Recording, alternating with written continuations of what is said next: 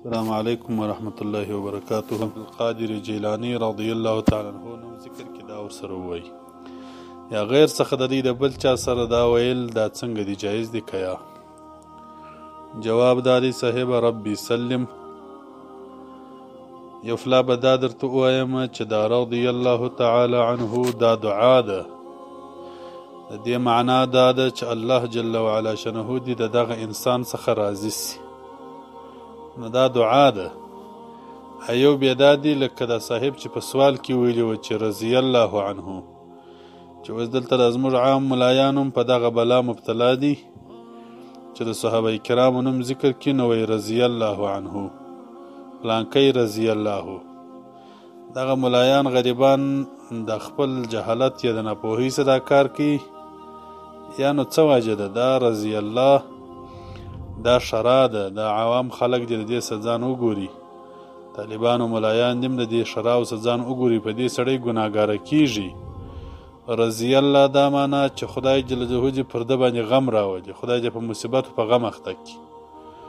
تاسې د لغتو کتابونه وګورئ، دا رضیت دا شرع ده، مصیبت غم ته ویل کیږي. امام بخاري رحمه الله بخاري شریف وګورئ، د عبدالله بن مسعود رضی الله تعالی عنه مبارک چې د نبی علیه السلام د وفات آخري واقعه نقل کوي، رضیه کل رضیه، دا رضیت مصیبت ته ویل کیږي، غم ته ویل کیږي. نو رضی الله دا معنا چې خدای دې پر دې غم راولي، او رضی الله چې دا ضاد په خپل مخرج کې ادا سي، بیا نو معنا دا ده چې الله پاک جل وعلا شنه د دې سره راضي سي. که بیا یو سړی وایي چې دا خو نو نیت ته اعتبار دی، دا بعض خلکو بیا دا زده کړي بس نو دا نیت دی، یا په دعا کې دغه لفظ ته اعتبار دی. الفاظ قوالب د معانیو دي، خاص کر بیا په دعا کې. مشکات شریف کې حدیث دی، نبی کریم صلی الله علیه وسلم وایي تاسو ته چې خوب درسي دعاوې مه کوئ.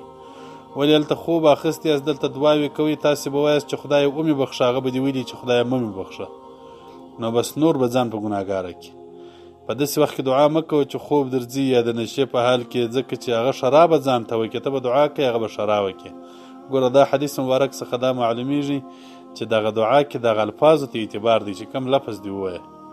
نو رضی الله چې سړی ووایي دا شرع ده، دا ظلم دی چې څوک یې وایي، که ملایان وایي په دا بلا باندې مبتلا وي، که طالبان مبتلا دي، که عوام دي، دا ډېر ځان ځینې وګوري.